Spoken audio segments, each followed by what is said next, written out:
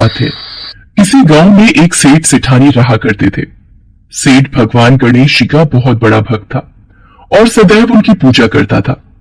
वो कभी भी कोई भी काम करने से पहले भगवान को याद करना कभी नहीं भूलता था। एक बार भगवान गणेश जी रूप बदलकर सेठ के खेतों से गुजर रहे थे। बहुत भूख लगी है, कुछ खा लेता हूँ। ये तो उसी सेठ का खेत है जो नियमित मेरी पूजा करता है। भूख बहुत जोरों की लगी है, गेहूं के कुछ दाने तोड़कर खा लेता हूँ। गणेश जी ने सेठ के खेत से गेहूं के 12 दाने तोड़कर खा लिए। फिर उन्होंने सोचा, मैंने ये कैसी भूल कर दी। मैंने सेठ से बिना पूछे ही उसके खेतों से गेहूं के दाने खा लिए। ये तो चोरी हुई और इस बात का दंड मुझे स्वयं भोगना होगा। गणेश जी ने एक साधारण लड़के का रूप धारण कर लिया और फिर सेठ के पास पहुंचे। नमस्ते सेठ जी, मेरा नाम गणेशा है। मुझे कोई काम मिलेगा? मैं बड़ी दूर से आया हूँ। यदि आप मुझे कोई काम दे दोगे तो आपकी बड़ी मेहरबानी होगी। गणेशा, मैं तुझे काम तो दे देता, पर आजकल मेरे काम में भी बहुत घाटा चल रहा है। मैं तुझे तनख्वाह नहीं दे पाऊंगा। हाँ, मेरे पास तुझे 2 वक्त की रोटी और रहने की जगह मिल जाएगी। ठीक है सेठ जी, मैं सारा काम कर लूंगा, आप चिंता मत करो। धीरे धीरे गणेश जी नौकर के रूप में सेठ के घर नौकरी करने लगे। वो घर और दुकान का सारा काम संभाल लेते थे, जिससे सेठ बहुत खुश था।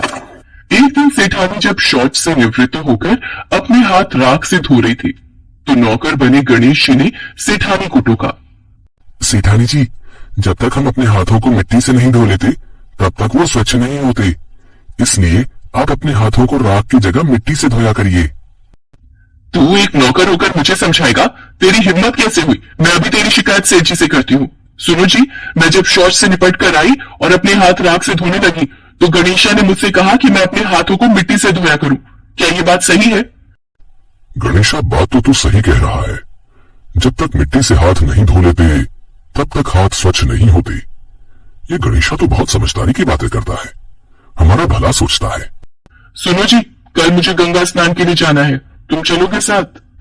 कल्याणी, तुम एक काम करो, कल गणेशा के साथ ही चली जाना। मुझे दुकान पर काम है।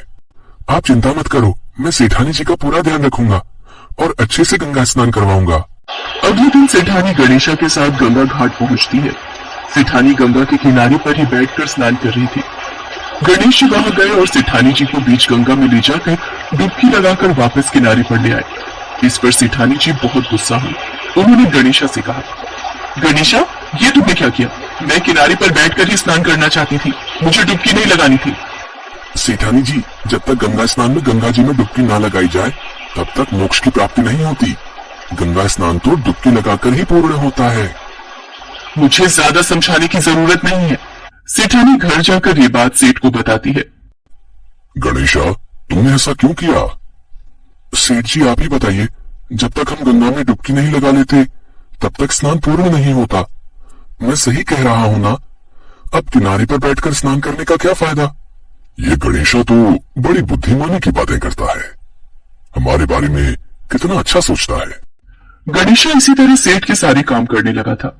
गणेशा के आ जाने से अब सेठ जी का व्यापार भी अच्छा हो चला था। एक दिन सेठ ने घर में पूजा का आयोजन किया और सेठानी जी को बुलाने के लिए गणेशा से कहा, गणेशा, जाओ जाकर सेठानी को बुला लाओ, पूजा का समय हो रहा है, हमें मंदिर निकलना है। ठीक है सेठ जी, मैं अभी सेठानी जी को बुलाकर लाता हूँ। गणेशा सेठानी को बुलाने चला जाता है। अरे सेठानी जी, आपने ये काली साड़ी क्यों पहनी हुई है? आप पूजा में काली साड़ी ना पहनकर लाल रंग की साड़ी पहन लो। पूजा में लाल रंग शुभ माना जाता है। मैं काली साड़ी ही पहनूंगी, अब मैं कपड़े बदल चुकी हूँ, मैं दोबारा तैयार नहीं होंगी। और तुम मुझे इस तरह से उपदेश देने वाले होते कौन हो? मैं अभी सेठ जी से जाकर तुम्हारी शिकायत करती हूँ। सेठानी सेठ के पास जाती है और सारी बात बताती है। ये बातें हमें याद नहीं रहती। गणेशा ठीक ही कह रहा है, पूजा कार्य में लाल रंग सचमुच शुभ माना जाता है। एक काम करो, तुम लाल रंग की ही साड़ी पहनाओ। ये गणेशा तो हर वक्त हमारी अच्छाई के बारे में ही सोचता है, वरना कौन आजकल किसी की भलाई सोचेगा। ऐसे ही दिन बीत रहे थे।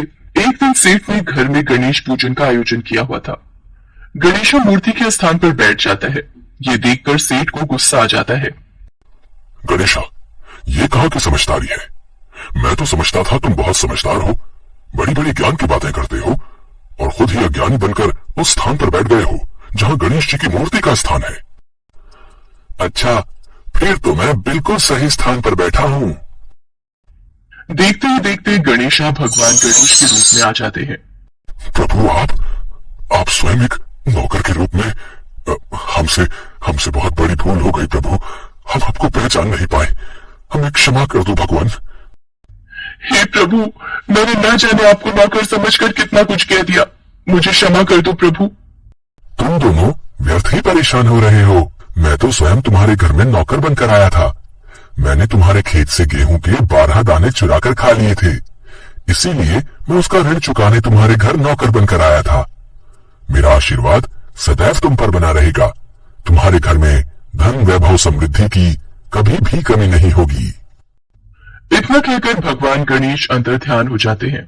उस दिन के बाद से सेठ सेठानी के घर में खुशियों के भंडार भरे रहते हैं।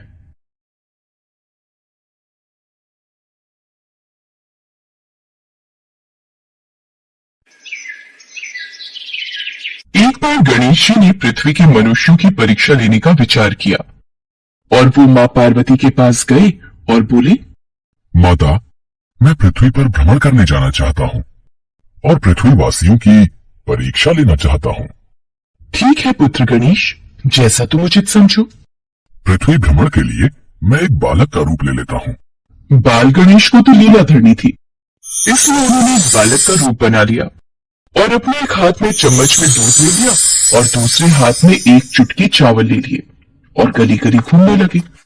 वो साथ ही साथ आवाज लगाते चले जा रहे थे, मेरे पास ये दूध और चावल है, क्या कोई मेरे लिए इस सामग्री की खीर बना देगा? कोई भी बाल गणेश पर ध्यान नहीं दे रहा था, बल्कि लोग उन पर हंस रहे थे। अरे, कोई नासमझ बालक दिखाई पड़ता है। हाँ भैया, तभी तो ये चम्मच में दूध और चुटकी चावल लिए घूम रहा है।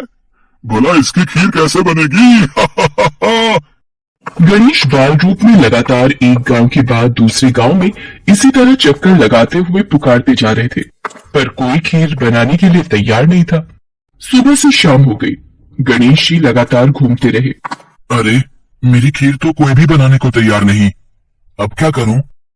तभी वहां एक बुढ़िया अपनी झोपड़ी के बाहर बैठी हुई थी। गणेश जी वहां से पुकारते हुए निकले, कोई मेरी खीर बना दे, कोई तो मेरी खीर बना दे, मेरे पास ये दूध और चावल है। बुढ़िया बहुत कोमल हृदय वाली स्त्री थी। उसने गणेश जी से कहा, बेटा ला, इधर ला खीर का सामान, मैं तेरी खीर बना देती हूँ। माई, अपने घर में से दूध और चावल लेने के लिए बर्तन ले आओ। ठीक है बेटा, रुक, मैं अभी बर्तन लेकर आई। बुढ़िया एक कटोरी लेकर जब झोपड़ी के बाहर आई तो गणेश जी ने कहा, माई, ये बर्तन छोटा है, अपने घर का सबसे बड़ा बर्तन लेके आओ। बेटा, बड़ा बर्तन क्या करेगा, जरा से तो दूध और चावल है। अच्छा रुक, लाती हूँ। बुढ़िया को थोड़ी झुंझलाहट हुई, पर उसने कहा, चलो बच्चे का मन रख लेती हूँ, और अंदर जाकर वो अपने घर का सबसे बड़ा पतीला लेकर बाहर आई। गणेश जी ने चम्मच से दूध पतीले में उड़ेलना शुरू किया। तब बुढ़िया के आश्चर्य की सीमा न रही। ये क्या चमत्कार है प्रभु, कुछ समझ नहीं आ रहा। बुढ़िया ने जब देखा दूध से पूरा पतीला भर गया है, एक के बाद एक वो सारे बर्तन झोपड़ी से बाहर लाती गई और उसमें गणेश जी दूध भरते चले गए। इस तरह से घर के सारे बर्तन दूध से लबालब भर गए। इसके पश्चात गणेश जी बुढ़िया से बोले, माई, मैं स्नान करके आता हूँ, तब तक तुम खीर बना लो, मैं वापस आकर खाऊंगा। बेटा, इतना सारा दूध और ढेर सारे चावल, भला मैं इतनी सारी खीर का क्या करूंगी? माई, आज तुम सारे गांव को दावत दे दो। मैं चाहता हूँ तुम्हारे हाथ की खीर का स्वाद पूरा गांव चखे। ठीक है बेटा, मैं गांव वालों को न्योता दे देती हूँ। बुढ़िया ने बड़े प्यार से मन लगाकर खीर बनाई। खीर की भीनी भीनी मीठी मीठी खुशबू चारों दिशाओं में फैल गई। खीर बनाने के बाद वो हर घर में जाकर खीर खाने का न्योता देने लगी। आज मेरे घर खीर का प्रसाद बनेगा, आप सब चखने जरूर आना। अम्मा, तुम इतने लोगों को खीर कैसे खिलाओगी, कुछ समझ में नहीं आ रहा। ठीक है अम्मा, हम आ जाएंगे। लोग बुढ़िया पर हंस रहे थे। बुढ़िया के घर में खाने को दाना नहीं और ये सारे गांव को खीर खिलाने की दावत दे रही है। चलो चलकर देखते हैं भाई, कौन सी खीर बुढ़िया माई खिलाने वाली है। चलो चलो। धीरे धीरे लोगों की भीड़ बढ़ने लगी। लोग खीर की खुशबू से खींचे चले आ रहे थे। सारा गांव बुढ़िया के घर में इकट्ठा हो गया। जब बुढ़िया की बहू सुमन को दावत की बात मालूम हुई, तब वो बुढ़िया के पास वापस आने से पहले ही वहां पहुंच गई। उसने खीर से भरे पतीलों को जब देखा तो उसके मुंह में पानी आ गया। ये माँ जी ने इतनी सारी खीर आखिर बनाई कैसे? पर अभी तो खीर की खुशबू इतनी अच्छी लग रही है कि कुछ और सोचने की जगह मन कर रहा है बस जल्दी से इस खीर को खा लूं। बहुत जोरों की भूख भी लगी है। खीर को देखकर सुमन के मुंह में पानी भर आया। एक कटोरी में खीर निकालकर वो दरवाजे के पीछे बैठकर खाने की तैयारी करने लगी। इसी बीच खीर कटोरी में डालते हुए कुछ बूंदें नीचे गिर गई और गणपति जी को भूख लग गया। वो प्रसन्न हो गए। अब पूरे गांव को खाने की दावत देकर बुढ़िया वापस अपने घर आई तो उसने देखा, अरे बेटा तू आ गया स्नान करके, खीर तैयार है। चल बेटा मैं तुझे गरम गरम खीर परोस देती हूँ।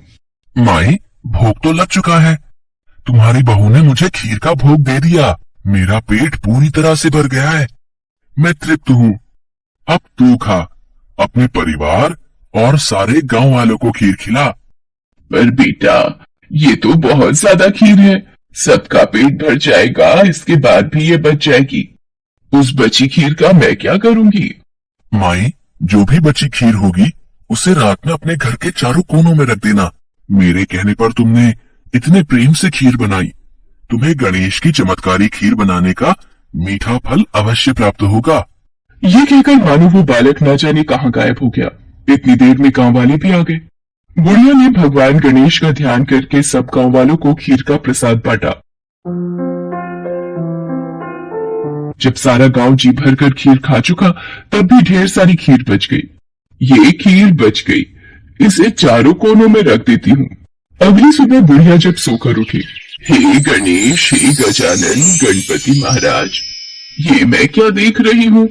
पतीलों में खीर के स्थान पर हीरे जवाहरात और मोती भर गए हैं। विघ्नहर्ता गणेश जी, उस बालक के रूप में स्वयं आप ही आए थे। आप तो मेरे जीवन के बारे न्यारी कर गए प्रभु।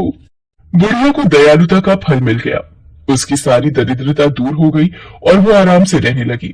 बुढ़िया ने गणपति जी का एक भव्य मंदिर बनवाया और साथ में एक बड़ा सा तालाब भी खुदवाया। इस तरह उसका नाम दूर दूर तक प्रसिद्ध हो गया। उस जगह वार्षिक मेले लगने लगे। लोग गणेश जी की कृपा प्राप्त करने के लिए उस स्थान पर पूजा करने और मान्यताएं मानने के लिए आने लगे। भगवान गणेश को विघ्नहर्ता और सुखकर्ता कहा गया है। वो अपने भक्तों के जीवन की सारी कठिनाइयों को दूर करके सुख, शांति, समृद्धि और वैभव प्रदान करते